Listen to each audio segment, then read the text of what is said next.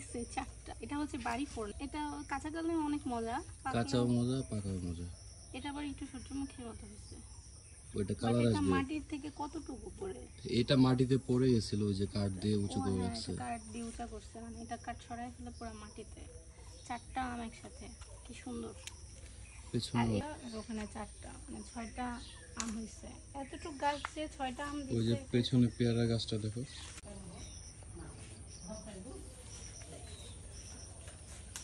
এটা অনেক বড়।